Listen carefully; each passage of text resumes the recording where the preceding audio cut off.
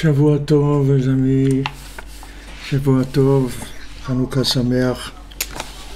Bezrat Hashem. Voilà, on arrive dans les derniers jours, l'avant-dernier. Ce soir, Bezrat Hashem, on va allumer 8. Lelou Nishmat Aisha Bat Djemoul.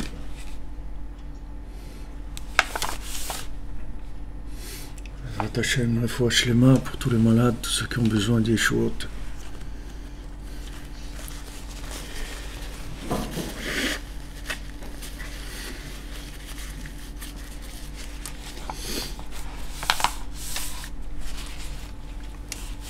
Alors, Bezrat Hashem, on va avancer sur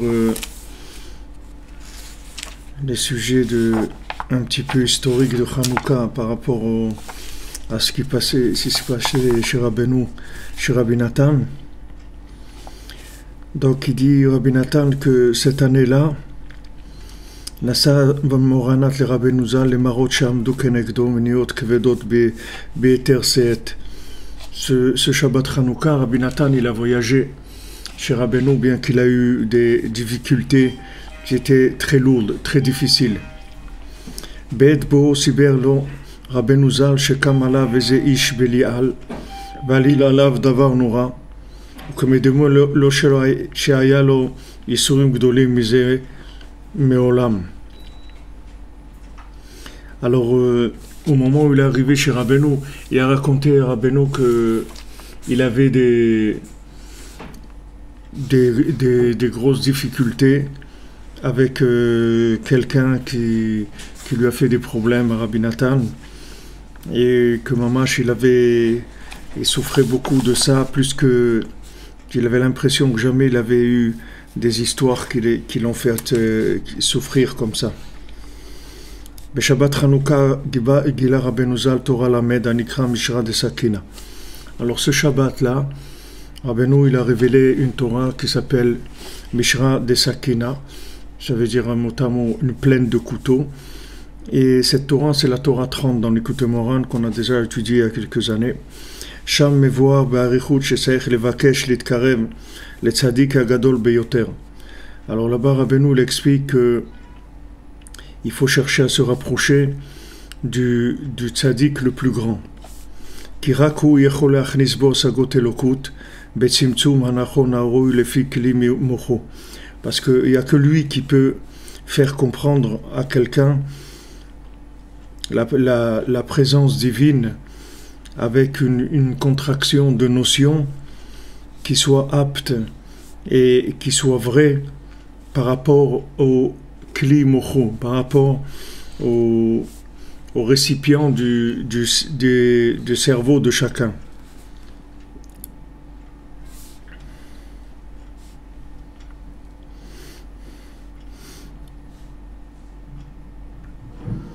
Donc le Rebbe il a commencé à révéler cette Torah sur le pasuk Vayi Miketz, qui est la paracha de Miketz, qui tombe toujours Shabbat Hanouka, c'est toujours la paracha de Miketz.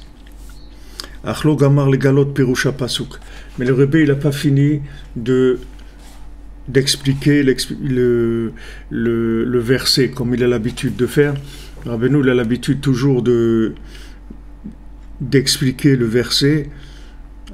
Il dit un verset au début de la Torah, de l'enseignement, et après il dit l'enseignement, et après il rentre tout l'enseignement dans le verset qu'il a dit au début. Mais là il n'a pas dit le verset, c'est-à-dire à la fin de l'enseignement. Ou Motzei Shabbat achar Avdala diber Rabbeinu Zal imanash, et Motzei Shabbat après l'Avdala, le Rebbe il a parlé avec les Chassidim, Ve'amar, il leur a dit, Shimaya rotse le sayem Torah à la pasuk, si vous voulez conclure la Torah comme il a l'habitude de faire sur le verset, Ayatzaich lomar ot paam Torah kmozu she'amar. Il fallait qu'il dise une autre Torah, un enseignement encore aussi grand que celui qu'il avait dit, pour pouvoir rentrer la Torah dans le verset.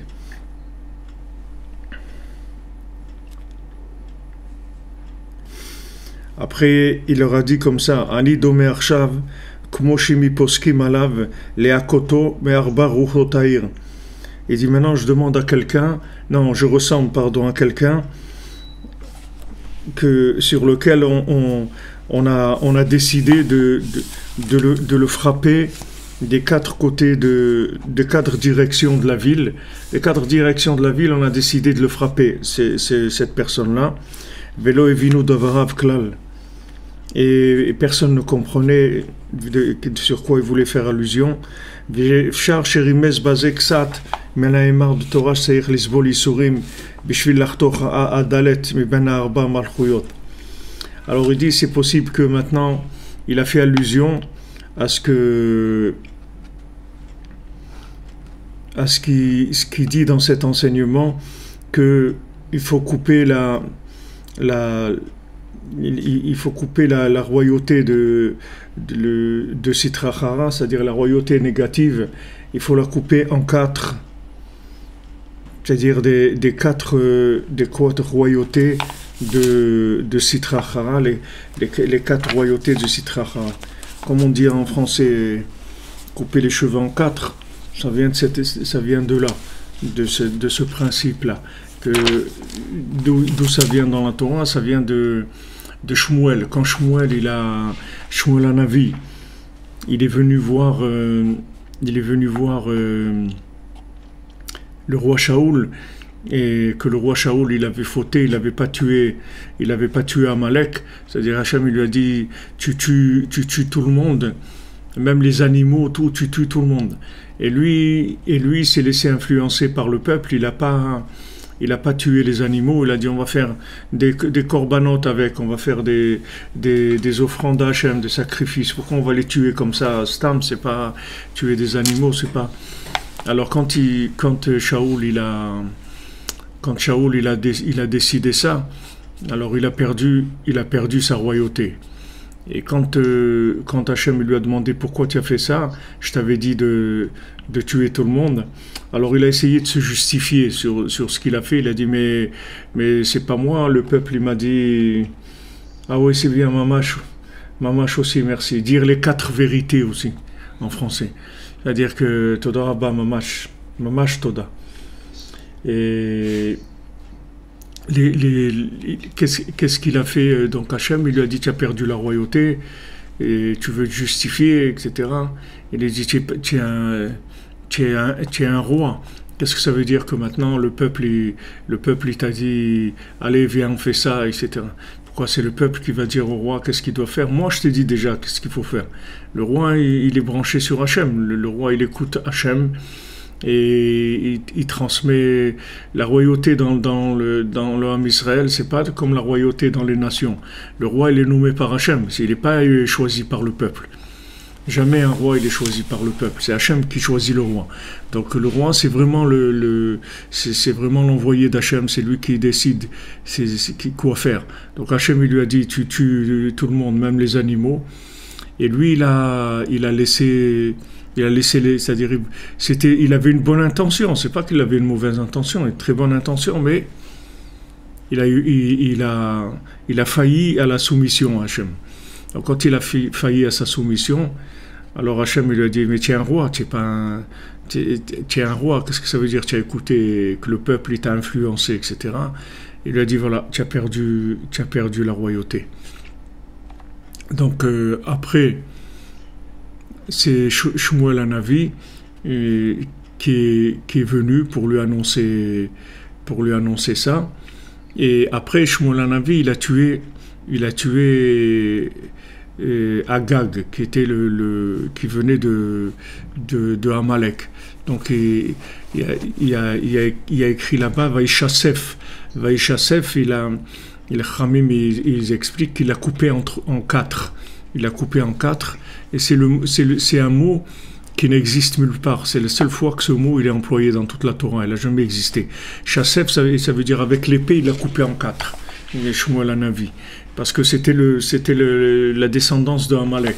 Et comme c'était des sorciers, alors c'était caché dans les animaux. Pour ça qu'Hachem lui a dit tu tues tous les animaux, parce que Amalek il était caché dans les animaux. Donc il a perdu la royauté. Donc c'est sur ça qu'il dit ici que c'est possible que Rabbeinu, il a fait allusion quand il a dit je ressemble à quelqu'un qu'on est en train de taper des quatre coins de la ville. Alors, comme dans la Torah, il a parlé de ça, peut-être qu'il fait allusion à ce principe-là des quatre royautés de Sitra Achara. C'est-à-dire que les quatre royautés de Sitra Achara, en fait, ce sont des interprétations qui sont mensongères de la vie, si tu veux, en général, de la création, d'Hachem, de soi-même, de tout, c'est-à-dire de tous les concepts qui existent sur Terre, le concept de l'argent, le concept de la nourriture, du vêtement, le concept du mariage, le concept du rapport avec Dieu, de la prière, de l'étude, de tout. Tous ces concepts-là, ils sont repris par des pouvoirs négatifs. Ces pouvoirs négatifs, ils sont quatre. Pourquoi quatre? Parce qu'ils sont en opposition aux quatre lettres du Shem Havaya, qui est le pouvoir d'Hachem. Alors il y a des pouvoirs négatifs, et leur pouvoir, c'est l'interprétation mensongère des choses. Pourquoi il y a une interprétation mensongère des choses? Parce que, comme il dit ici Rabbeinu avant, que tu dois aller chercher le plus grand tzaddik qui est pour faire tchouva, et même si tu es très loin, tu as besoin, plus tu es loin, plus tu as besoin d'un grand tzaddik. Il dit, ne crois pas que parce que tu es loin, que tu peux te contenter d'un petit rabbin ou d'un petit rave ou un truc. Parce que tu dis, moi, de toute façon, que je suis loin. Comme quelqu'un qui dit, moi, de toute façon, quelqu'un il veut faire du sport, par exemple, il dit, si je trouve un petit entraîneur et tout, c'est déjà bien, de toute façon, je fais rien du tout, etc. Moi, là, c'est pas comme ça. C'est pas du tout ça. Ce concept lui-même, il est faux. Ça même, c'est un concept de Sitra Achara, de croire que parce que tu es loin, alors tu peux te contenter d'un maître qui est moyen. Il te dit que plus tu es loin, plus tu as besoin d'un maître qui est grand. Tu as besoin, et si tu es très loin, tu as besoin du maître le plus grand. Pourquoi?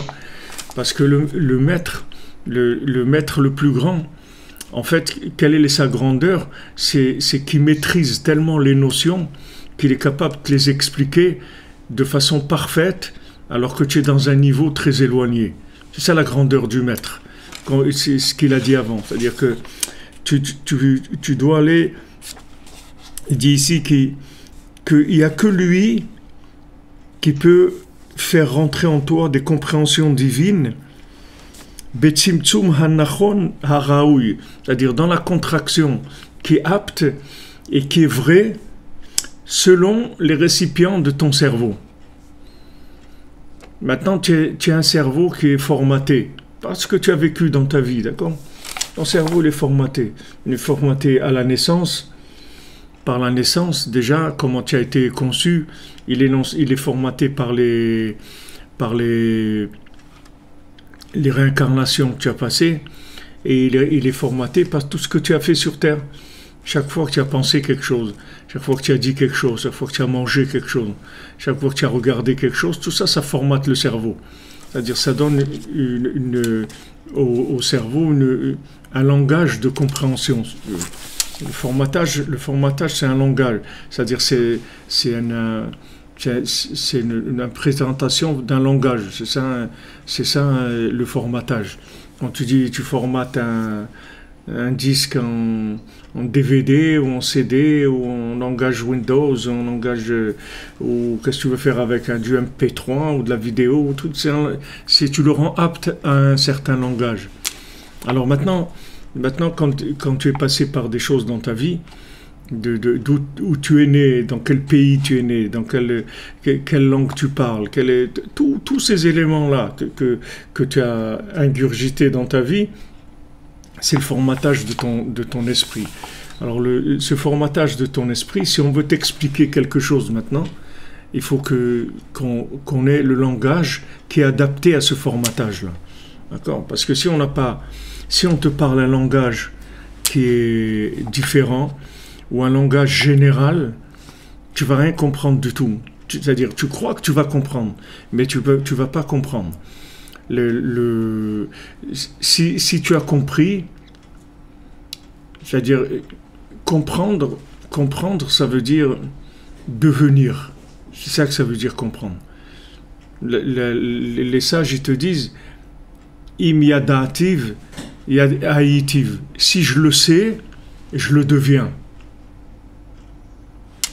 C'est comme si tu dis à quelqu'un, il y a le feu. Et il te dit, ah, c'est intéressant et tout. C'est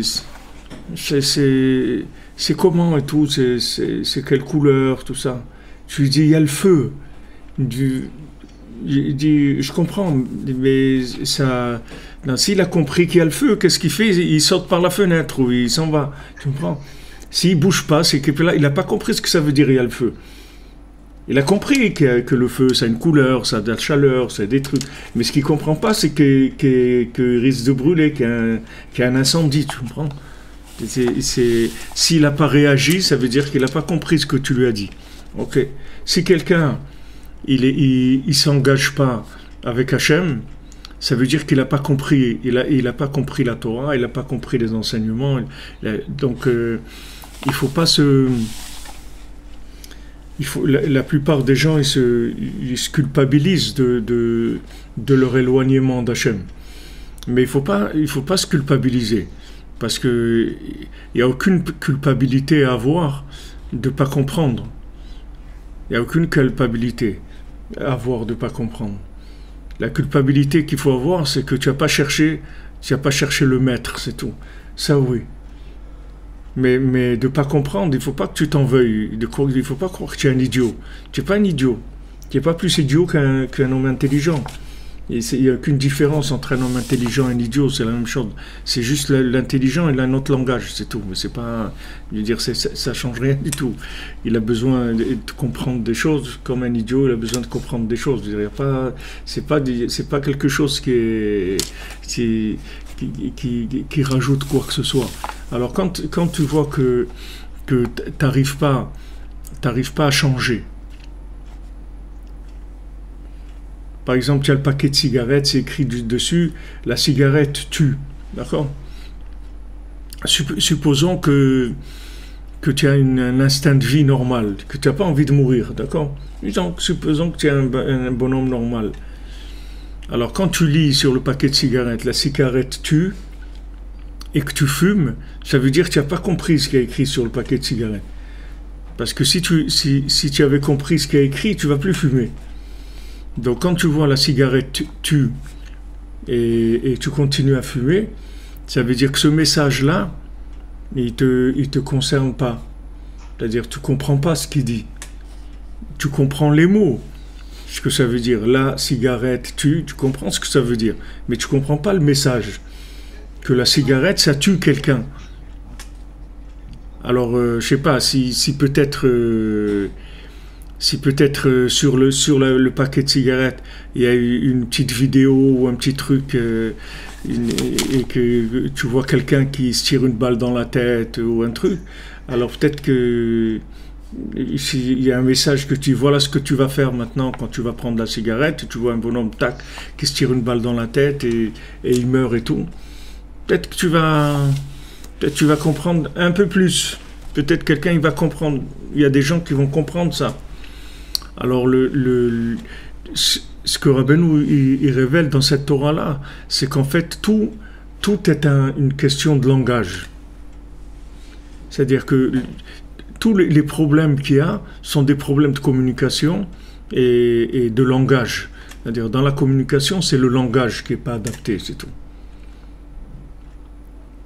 Quand tu dis à ta femme, par exemple, il y a des trucs, etc., tu dis, mais moi, je t'aime. Je t'aime. Quand tu lui dis je t'aime, il faut qu'elle comprenne qu'est-ce que ça veut dire. C'est un mot qui est général. C'est général. Maintenant, normalement, si elle comprend ce que ça veut dire je t'aime, alors il ne va pas avoir des problèmes, des problèmes, toutes sortes de problèmes, ils vont s'apaiser. Parce que si elle comprend ça, alors, c'est la même chose que Hachem il te dit je t'aime. Si tu comprends que Hachem il t'aime, alors tu vas avoir beaucoup moins de problèmes dans ta vie. C'est-à-dire que tu vas avoir confiance en toi, tu vas être bien, tu vas accepter ce qui se passe avec toi, etc. Parce que tu sais que Hachem il t'aime.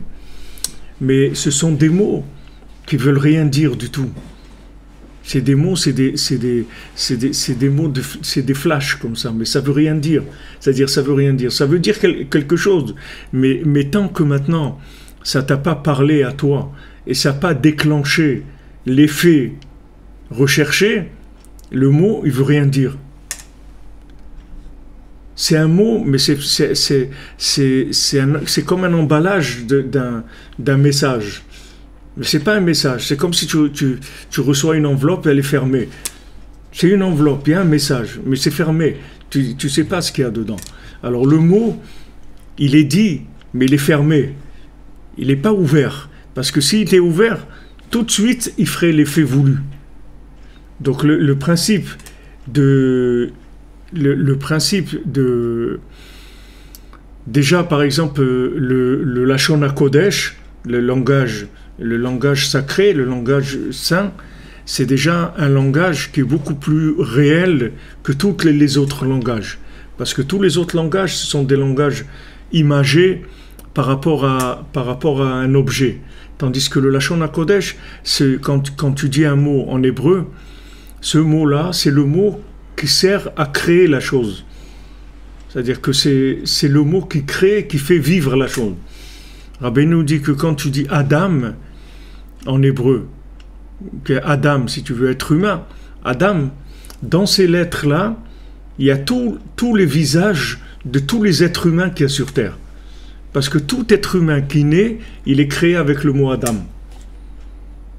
Mais quand tu dis homme en français, il y a une petite trace toujours, qui est une petite trace de rapport avec le Lachon HaKodesh.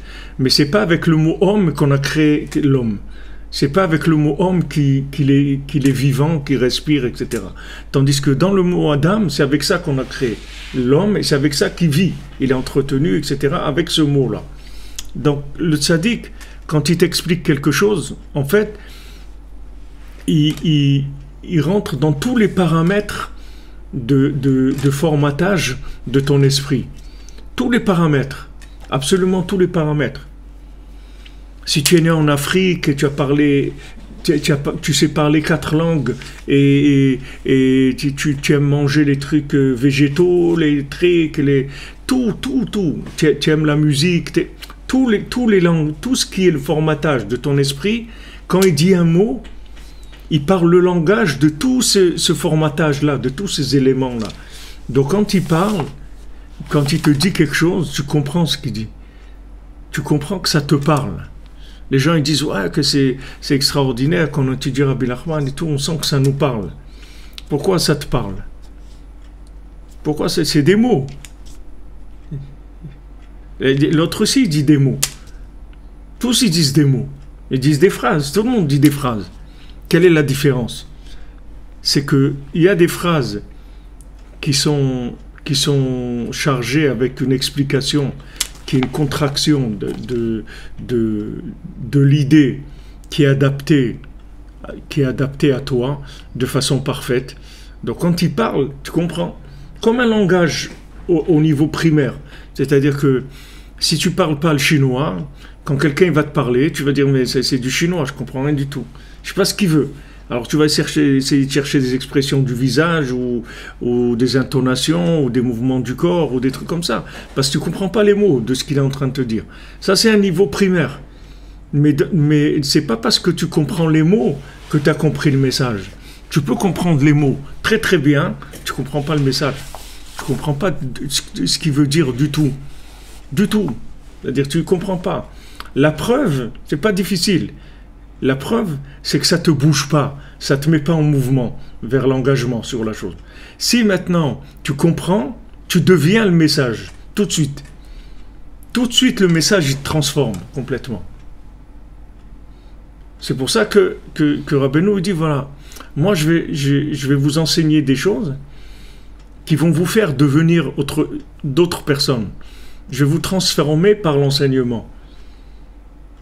C'est la base, parce que l'action, c'est le résultat de ça. Les gens, ils pensent que l'action, elle va faire que tu vas changer. Mais ce n'est pas l'action qui va te changer. C'est l'esprit avec lequel tu fais l'action qui va te changer. Si tu n'as pas l'esprit de l'action, tu ne vas pas changer. tu vas pas changer. Et la preuve, c'est que si tu fais une action de façon inconsciente, alors ton action, elle n'a pas de valeur. Elle n'a pas de valeur.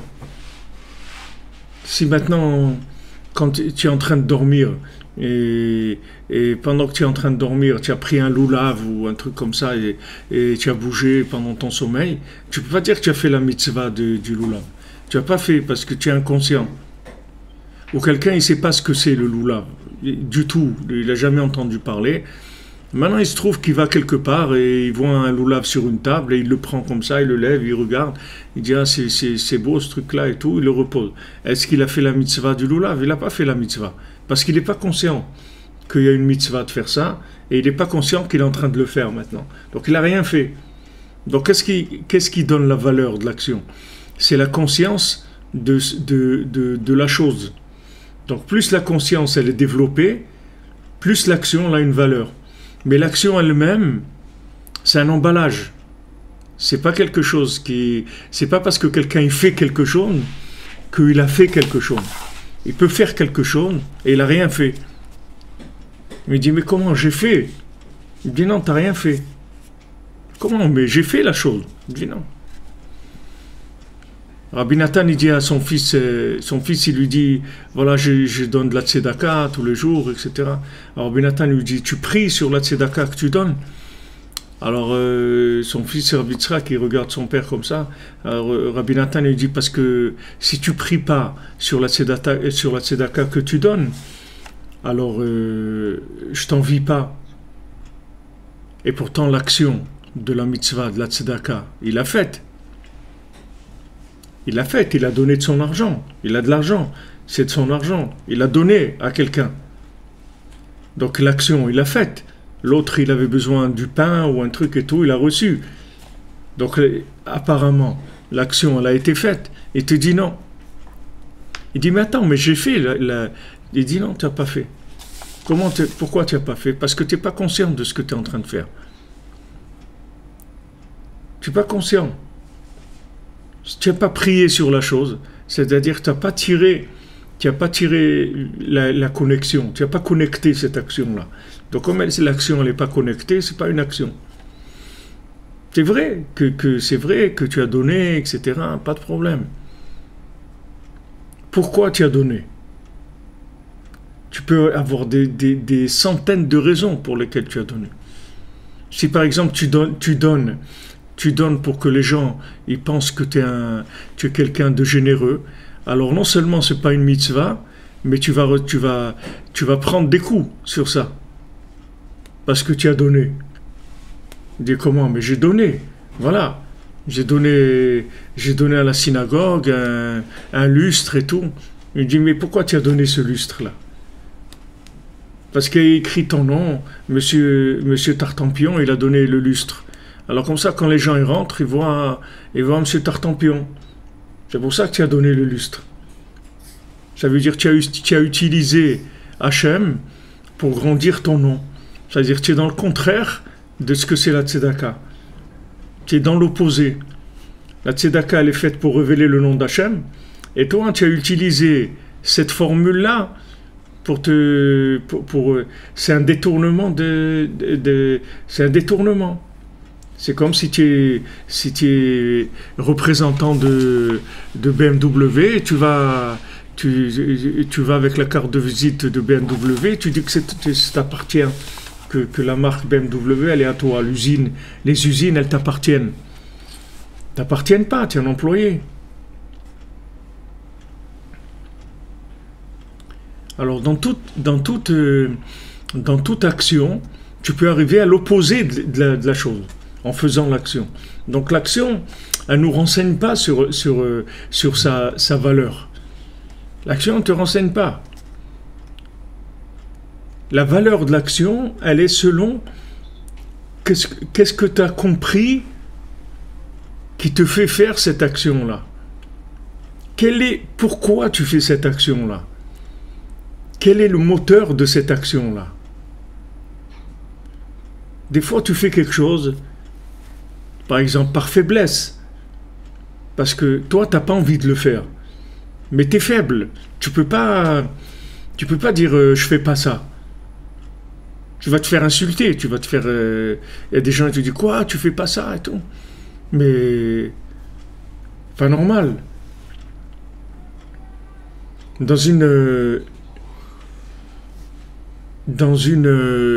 Une fois dans une synagogue, il y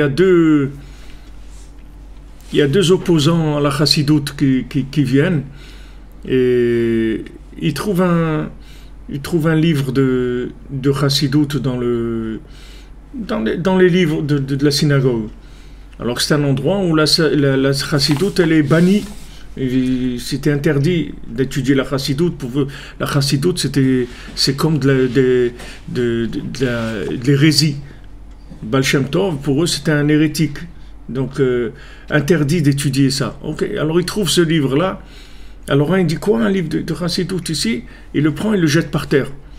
Alors, l'autre, il dit, son copain, il lui dit, mais attends, quand même, c'est de la Torah. C'est quand même, il y a c'est en hébreu, il y a des versets de Torah qui sont, on jette pas un livre comme ça. Donc, il embrasse le livre, il le met dans la bibliothèque.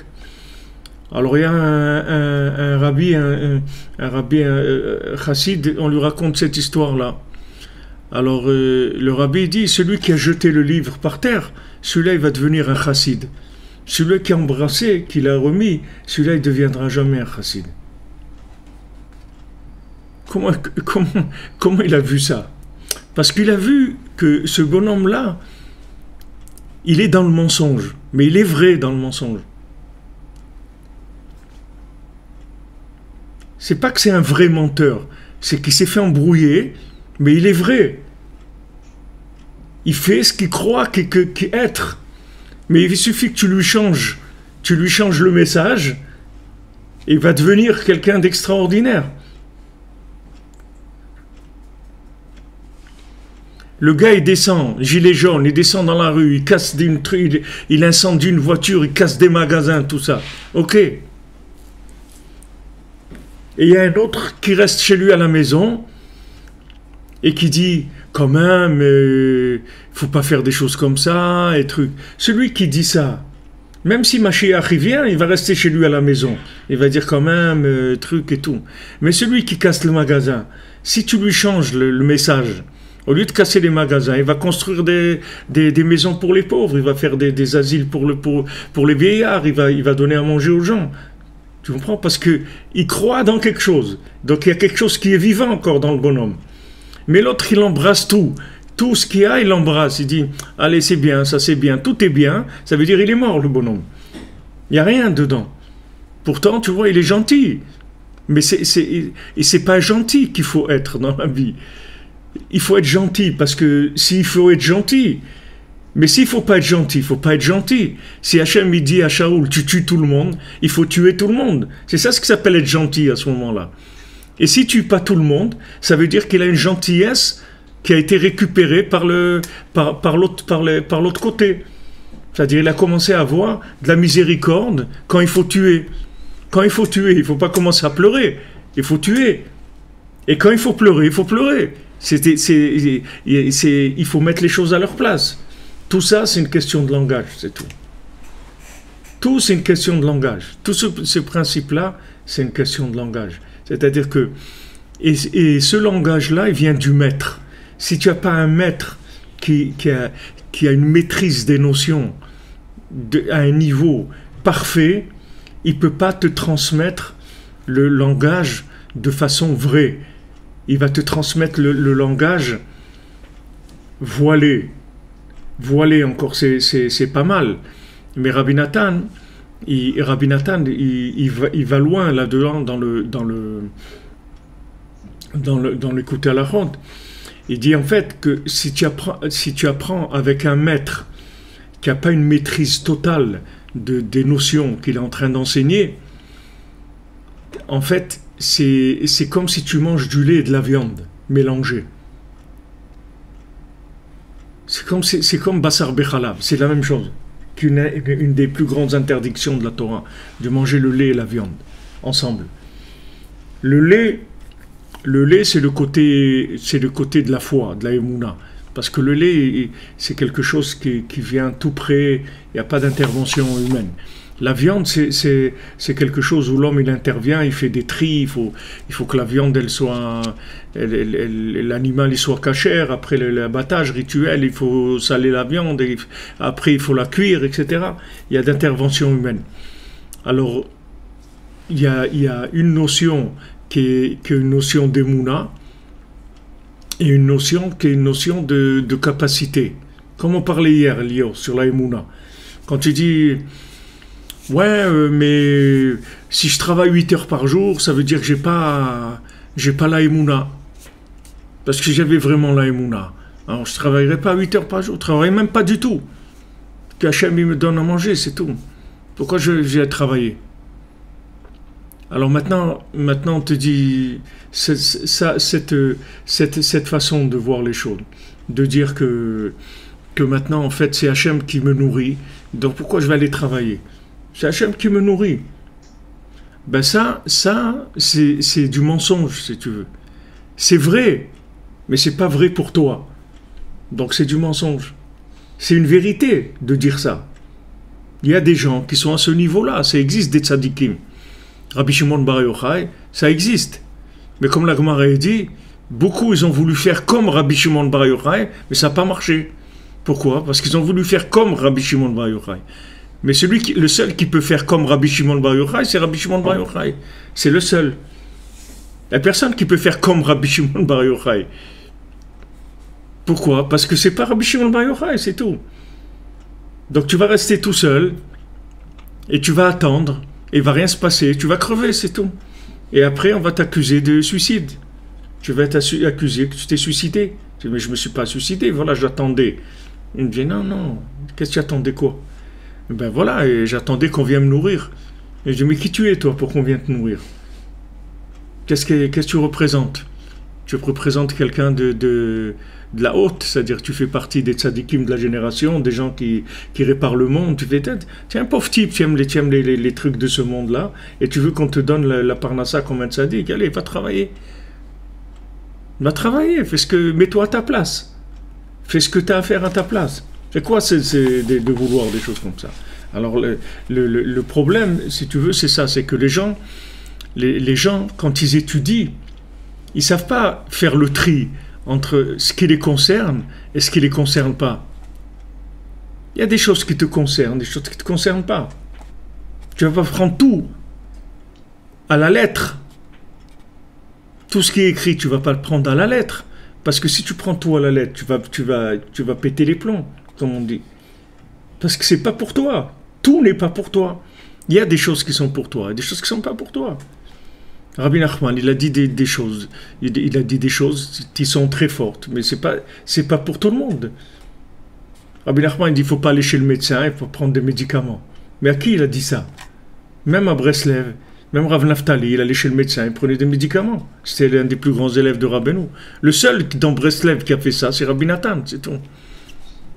Mais pourquoi il faisait ça, Rabbi Nathan? Parce que Rabbi Nathan, il était branché sur la parole divine. C'est pas qu'il prenait pas de médicaments, Rabbi Nathan. Mais au lieu d'aller prendre le médicament, c'est le médicament qui venait chez lui. C'est-à-dire le médicament est rentré dans son pain. Et quand il mangeait du pain, il avait le médicament dans le pain. Parce que comme il était branché sur la parole d'Hachem, au lieu qu'il aille chercher la chose dans la création, la parole d'Hachem, elle lui amenait la chose dans son pain, dans ce qu'il avait devant lui. C'est vrai qu'il ne prenait pas de médicaments. C'est pas qu'il ne se soignait pas, mais il se soignait avec du pain et de l'eau, c'est tout. Il avait toute la pharmacie dans le pain et l'eau. Quand il a besoin de quelque chose, comme le tam il vient, il mange, il dit, waouh, le steak, j'ai envie du steak. Ok, mange du pain. Mais ce pain-là, c'est du steak maintenant. Après, c'est du poisson. Après, c'est des légumes. Après, c'est des fruits. Mais dans l'emballage, c'est que du pain, c'est tout. Dans l'apparence, c'est du pain. Mais comme lui, il est branché à un niveau élevé, donc son pain, c'est de la manne, c'est pas du pain. Ça peut être aussi du pain, s'il veut manger du pain. Mais ça peut être autre chose. Donc maintenant, tu peux pas venir te comparer à lui. Parce que si tu vas te comparer à lui, tu vas manger que du pain. Tu vas pas manger autre chose. Ton pain, il aura que le goût du pain, il n'aura pas le goût d'autre chose. Parce que ça, c'est ton niveau. Alors ça, c'est fondamental, parce que si tu sais pas ça, tu fais du n'importe quoi. Qu'est-ce qu'ils font les gens? Ils étudient et ils font comme ce qu'ils ont vu. Ils disent, mais c'est écrit comme ça. Ok. Imagine-toi que tu as un livre d'ordonnances, des ordonnances. Chaque page, c'est une ordonnance. Alors tu prends le traitement de chaque page. Mais tu vas mourir si tu fais ça. Parce que ces ordonnances, elles ont été données pour des gens. Ça, c'est celui-là, il est malade de là, l'autre, il a ça, l'autre, il a ça. Qu'est-ce que tu prends dès que tu lis toutes ces ordonnances-là? C'est pas pour toi. Donc, si tu sais pas quoi prendre et quoi laisser, tu es en danger. Et même quand tu as trouvé quoi prendre, il faut un dosage. On te dit c'est caché, tu prends un par semaine. Et il doit prendre 3 par jour. Tu peux pas savoir. Déjà, trouve le bon médicament, et même quand tu l'as trouvé, il y a une dose à prendre. Alors vraiment, on ne croit pas que parce qu'on a la Torah, on a tout. On a tout. Mais dans tout, il faut prendre ce que j'ai besoin. Je ne peux pas tout prendre. C'est dangereux. Il y a de tout. Il y en a pour tout le monde. Comme on dit, à boire et à manger. Donc qu'est-ce que je prends là-dedans? C'est là où tu as besoin. C'est là où tu as besoin du tzaddik, de l'enseignement du tzaddik.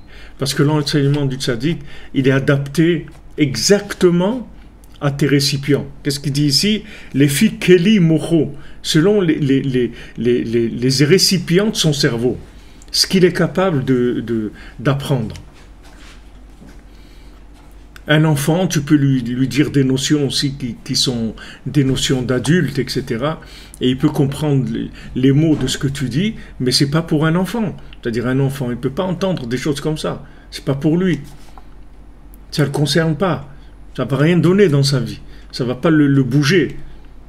Tandis que si tu parles son langage, ça va le bouger. Il va s'engager. S'il a compris ce que tu lui as dit, alors il n'y a pas de problème. Moi, ma mère, elle est à Shalom. Une fois quand j'étais petit, alors je sais pas, je devais avoir 6 ans ou 7 ans. Quand je suis venu de l'école, une fois, j'ai dit un gros mot à la maison. Alors ma mère, elle m'a dit, viens. Elle m'a amené à la porte de la maison. Il y avait le paillasson. Elle m'a dit, quand tu rentres à la maison, que tu as de la boue sur les chaussures, tu t'essuies sur le paillasson avant de rentrer à la maison.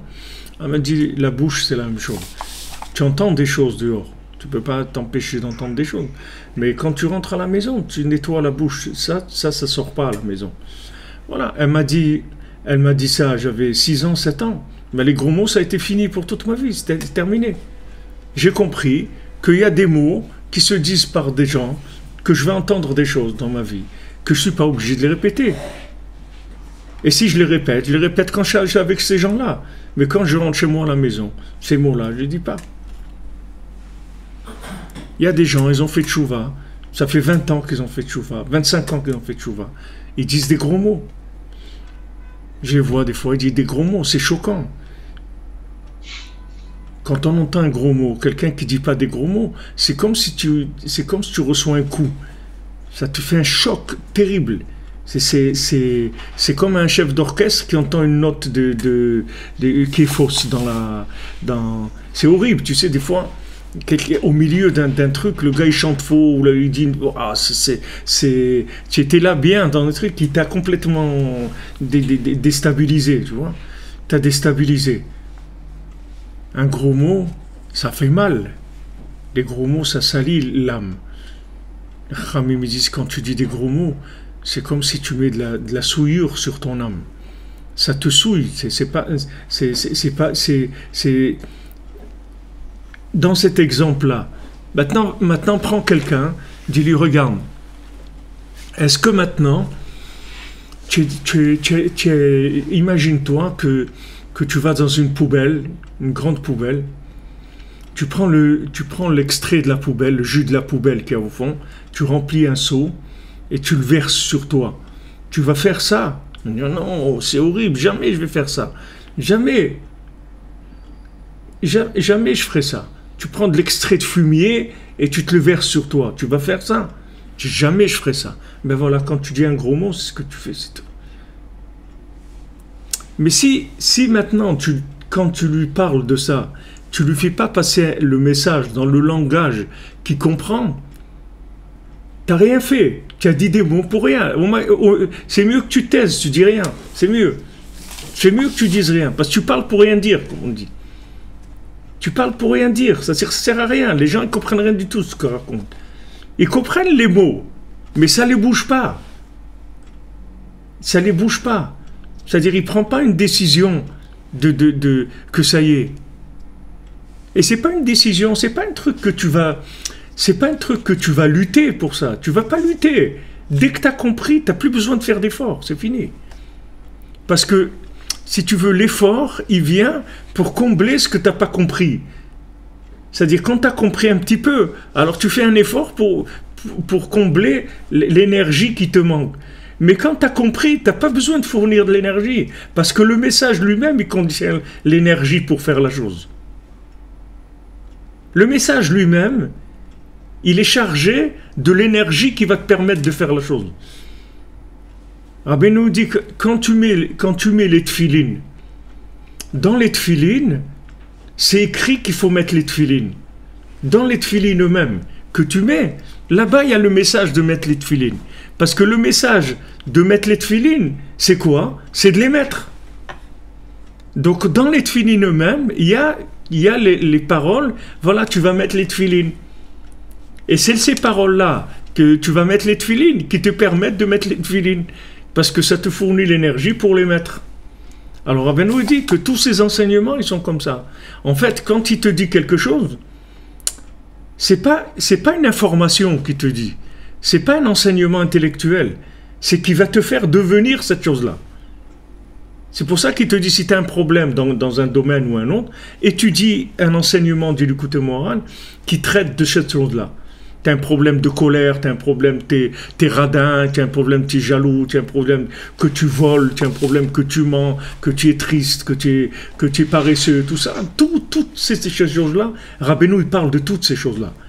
Mais quand Rabbeinu, il parle de quelque chose, il va te faire devenir cette chose-là. Tu dis, ah mais j'ai étudié et je ne suis pas devenu. Tu sais pourquoi? Parce que tu n'as pas la émouna dans le tzaddik. Si tu avais la émouna dans le tzaddik, comme il faut, sa parole, elle te change tout de suite. Elle te fait devenir la chose. C'est pour ça que j'ai pris dans le site « J'écoute, ma vie change ». Parce que je dis aux gens, hein, écoute, c'est tout. Je dis non, mais il n'y a pas quelque chose à faire. Oui, écoute. Et à part ça, écoute encore. Mais après, qu'est-ce que je fais? Tu fais rien. Écoute, c'est tout. Mais quoi, rien qu'écouter, rien qu'écoute, c'est tout. Et tu vas voir que tu vas devenir, tu vas changer. En changeant, comme en écoutant. Tu n'as pas besoin de faire des choses. Non, tu n'as besoin de rien faire. C'est pas que tu n'as pas besoin de faire. Tu vas faire. Mais pas par le chemin que toi, tu crois qu'il faut prendre. Toi, tu crois qu'il y a des idées qu'on te transmet. Alors, tu vois l'idée.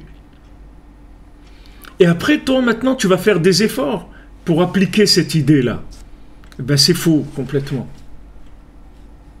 C'est comme si tu vois c'est exactement comme si tu vois l'image d'un gâteau et tu essaies de manger le gâteau, qui est une image d'un gâteau. Mais c'est pas un gâteau, c'est une image d'un gâteau. C'est pas le gâteau lui-même. Quand le tzaddik qui t'enseigne quelque chose, c'est le gâteau lui-même. C'est pas une image du gâteau. Alors que les autres enseignants, c'est l'image de la chose. Et après, il te dit, allez, à votre bon cœur, tfaddal. Allez, vas-y, à vous de jouer. Faites vos jeux, rien ne va plus. Allez-y, à vous de jouer maintenant. Alors, qu'est-ce qui te fait? C'est angoissant. C'est très angoissant. Parce que tu rentres chez toi, t'es malade. Ça te rend malade. Moi, quand j'avais 17 ans, j'étais au lycée à Toulouse. Alors, je fumais 2 paquets de cigarettes par jour.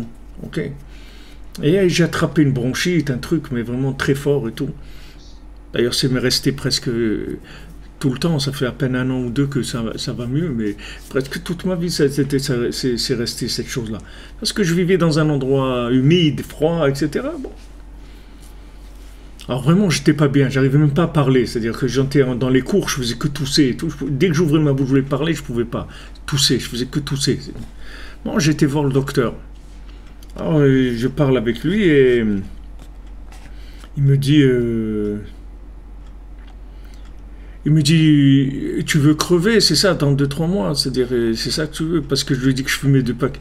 Il me dit, tu veux crever, c'est ça, c'est-à-dire, tu as décidé que tu veux plus vivre, c'est pour ça que je dis non, j'ai pas décidé. Il dit, mais si tu fumes 2 paquets de cigarettes par jour, t'en as pour 3 mois, dans l'état où tu es là, dans 3 mois, t'es plus là, c'est fini. Bon, ok, truc, il m'a fait la morale pour que j'arrête de fumer et tout, je sors. Je sors et j'achète les cigarettes, je m'assois sur un banc et je commence à fumer 2 fois plus que ce que je fumais d'habitude. J'ai augmenté ce que je fumais. Au lieu que je fume, parce que ce qu'il m'a dit, j'ai rien compris de ce qu'il m'a dit. Lui, il m'a dit, tu vas crever et tout. Je sais pas de quoi il parle. Je comprends pas ce que ça veut dire, tu vas crever. Je sais pas ce que ça veut dire. Donc j'ai vu quoi? Que quelqu'un qui est en train de m'embêter et qui m'aime pas, et je sais pas pourquoi, il est méchant comme ça avec moi. Il est méchant, ce monsieur, il est méchant. Et il veut m'empêcher de vivre. Parce que moi, j'aime fumer. Et lui veut m'enlever ce que j'aime. Donc il faut que je me défende comme ça, que je me révolte, et je vais fumer plus que ce que je fumais avant. Voilà comment j'ai compris le message. C'est pas ça qu'il voulait me dire, mais de la façon dont tu me l'as formulé, c'est ça ce que ça voulait dire. C'est-à-dire qu'il a obtenu le contraire de ce qu'il a voulu me dire. Donc maintenant, quand tu enseignes la Torah, et que tu ne sais pas contracter les idées de manière à les rendre compréhensibles par la personne à qui tu enseignes, en fait, tu vas faire de l'anti, tu vas faire de la désinformation, du désenseignement. Tu vas produire l'effet contraire. Tu vas vouloir, toi, tu veux enseigner quelque chose, tu veux imposer à quelqu'un une idée, tu vas obtenir exactement le contraire. Mamache le contraire. Donc faire attention. C'est-à-dire, il faut faire attention avec qui on apprend. Parce qu'il y a des gens, ils vont te dégoûter de la chose. Quand ils vont te dire la cigarette tue, c'est comme ça qu'ils vont te donner envie de fumer. Et d'ailleurs, c'est pour ça que peut-être qu'ils font ça.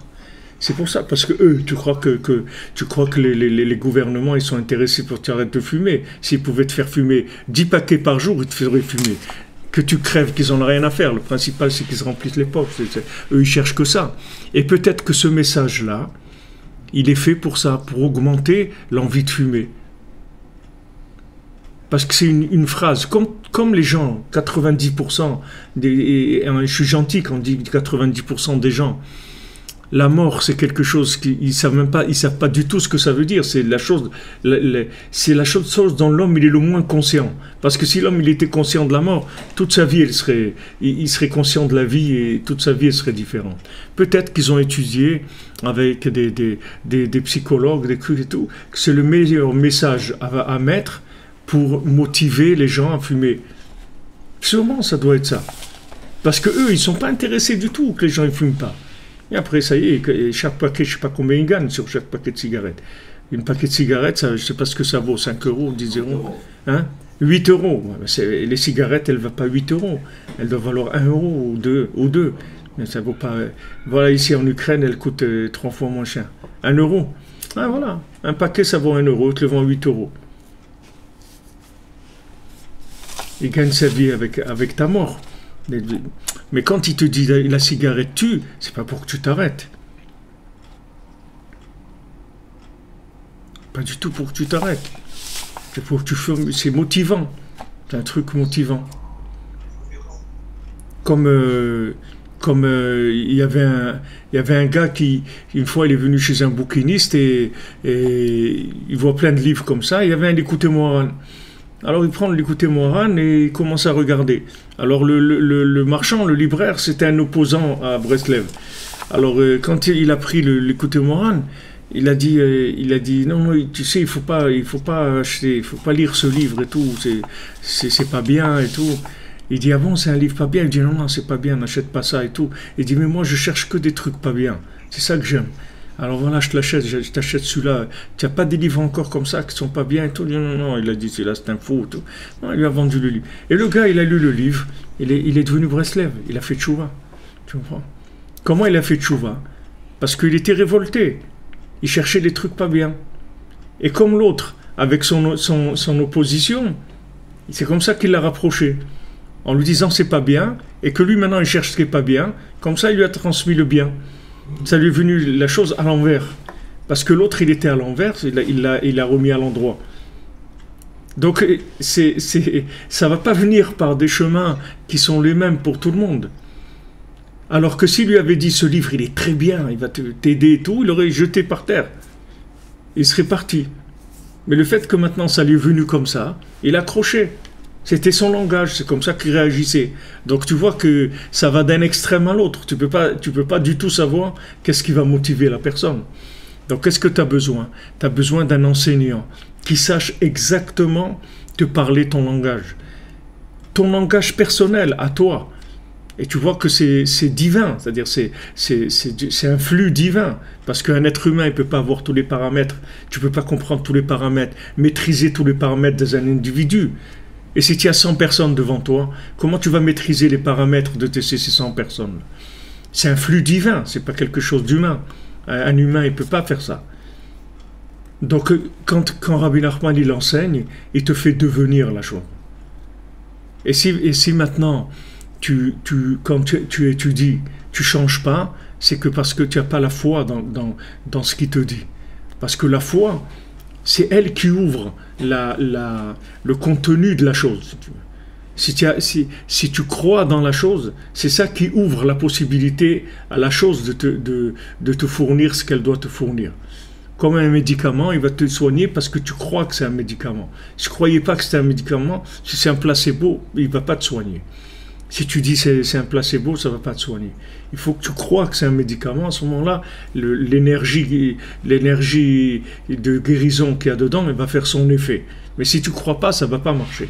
Donc c'est pour ça que Rabbi Nathan, il nous a expliqué plusieurs fois, il nous a dit le principal de la tchouva, c'est de faire tchouva sur la confiance dans le tzaddik. C'est sur ça qu'il faut faire tchouva. Parce que si tu fais tchouva sur la confiance dans le maître, tout est réglé, tout est fini. Tout est fini. Parce qu'après, toutes les notions vont se mettre à leur place. Tout ça va se mettre en place, tu vas tout comprendre.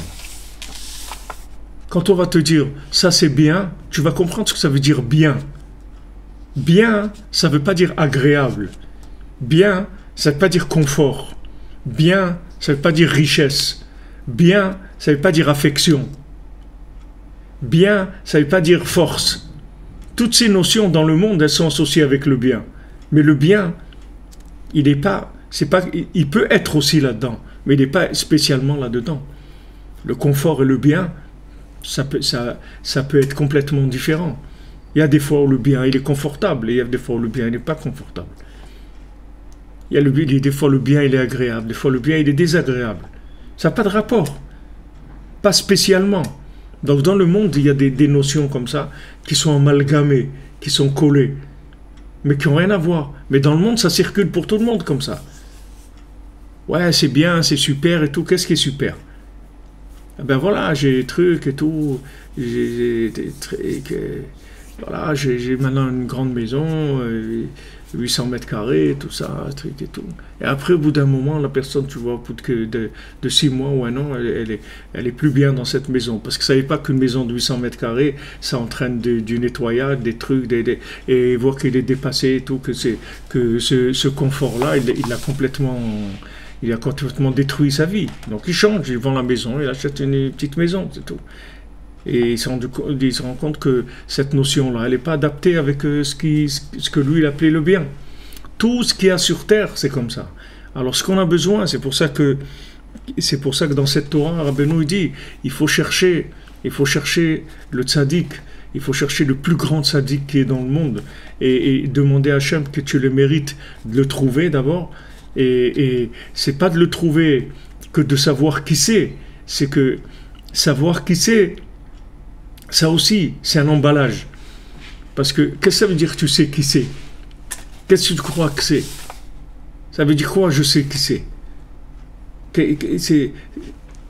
Rabbi Nachman, il avait une fois des élèves qui sont venus chez lui et qui disaient, ils parlaient entre eux et il y en a un qui a dit, Rabbi Nachman, il est plus grand que Moshe Rabbeinu. Alors un autre il dit non, moi je dirais pas ça. Moi je dirais que Rabbi Nachman, il est comme le plus grand des Tanaïm ou des Amoraïm de la Gemara, du Talmud. Que s'il avait été à l'époque il aurait été l'un des plus grands. Alors quand ils sont arrivés chez Rabbeinu, celui-là qui a dit qu'il serait un des plus grands des Tanaïm, des Amoraïm, Rabbeinu lui a dit, si tu crois pas en moi, pourquoi tu viens chez moi? C'est-à-dire tout de suite, il lui a dit de me considérer comme un Tana ou un Amora, je vais rien pouvoir faire pour toi. Si tu ne me considères pas que je suis plus grand que mon cher Rabbeinu, je ne pourrai rien faire pour toi.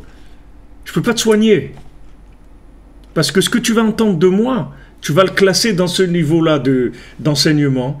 Et ce niveau d'enseignement, il ne t'a pas aidé. La preuve, c'est que tu es revenu en réincarnation, alors que tu as vécu à l'époque de la Gemara. Si à l'époque de la Gemara, tu avais compris ce qu'il te disait, tu ne serais pas là aujourd'hui. Donc si tu es là aujourd'hui, ça veut dire que tout ce que tu as entendu, tu n'as rien compris. Parce que si tu avais compris, tu n'aurais pas besoin de revenir, de redoubler. Si tu as redoublé, ça veut dire que tu as échoué à l'examen. Donc regarde combien de fois tu as redoublé, ça fait des dizaines de fois que tu redoubles. Donc si tu veux continuer à redoubler, alors continue. Mais si tu me places à ce niveau-là, je ne peux rien faire pour toi. Donc Rabbeinu, il lui dit, regarde, si tu crois que je suis à ce niveau-là, c'est pas la peine que tu viennes chez moi. Je peux rien faire pour toi. Parce que quand tu vas entendre une parole, où tu la places cette parole? Si tu en prends une phrase d'un roi, ou tu attends une phrase d'un chauffeur de bus, d'accord? Ok, tu parles avec un chauffeur de bus, il te dit ce qu'il te dit. Quand tu descends de bus, tu as oublié ce qu'il t'a dit, d'accord? Quand un roi, il te dit quelque chose, chaque mot qu'il va te dire, tu vas te rappeler. Pourquoi? C'est pas les mots, c'est que c'est le roi qui te les a dit. Donc le fait que maintenant, tu sais que c'est un roi, alors c'est ça qui va changer la valeur des paroles. Attends, si tu sais que le tzaddik c'est que Rabbi Nachman, c'est Shlemut Nishmat Moshe Rabbeinu, c'est-à-dire que c'est l'âme de Moshe Rabbeinu qui est venue dans le monde, mais de façon complète, plus que dans le vécu de Moshe Rabbeinu, puisque Moshe Rabbeinu il est venu sur plusieurs formes, il est venu sous la forme de Moshe Rabbeinu, sous la forme du Rabbi Shimon Bar Yochai, du Harizal, du Baal Shem Tov et de Rabbi Nachman. Mais Rabbi Nachman, c'est l'âme de Moshe Rabbeinu qui est venue, mais de façon complète. Mais si tu ne sais pas ça, quand il parle, ça ne peut pas faire l'effet qui est voulu. Parce que si tu considères que c'est un grand rave, c'est un grand tzaddik, qu'il dit des choses très intéressantes et tout, l'enseignement, il ne peut pas agir. Tu n'as pris que la formule information de l'enseignement. Mais tu n'as pas pris le côté, si tu veux, action qui se trouve dans l'enseignement. Il y a une énergie qui te fait devenir la chose. C'est comme si sur une carte, imagine-toi que maintenant tu vas arriver à un moment où tu vas taper dans Google Maps, tu vas aller, il dit voilà, où c'est que vous vous trouvez, où vous voulez aller, d'accord? Voilà ma position, donc lui te calcule tout seul la position par rapport au satellite et te dit rentrez l'adresse que vous voulez aller. Imagine-toi que quand tu tapes l'adresse, tu te trouves là-bas tout de suite. Il suffit que tu tapes l'adresse et tu vas te retrouver à l'endroit de l'adresse. Voilà, l'enseignement du tzaddik, c'est ça. C'est-à-dire quand il te dit quelque chose, tu vas devenir cette chose-là. Et si maintenant tu vois que tu as de la peine à devenir, c'est que en fait, tu n'as pas compris ce qu'il a dit. Et pourquoi tu n'as pas compris ce qu'il a dit? Parce que tu n'as pas confiance en lui. Donc, comme tu n'as pas confiance en lui, le message ne passe pas dans son intégralité par rapport à toi. Passe pas dans son intégralité par rapport à toi. Donc, il ne fait pas l'effet voulu. Donc ça... cette Torah-là,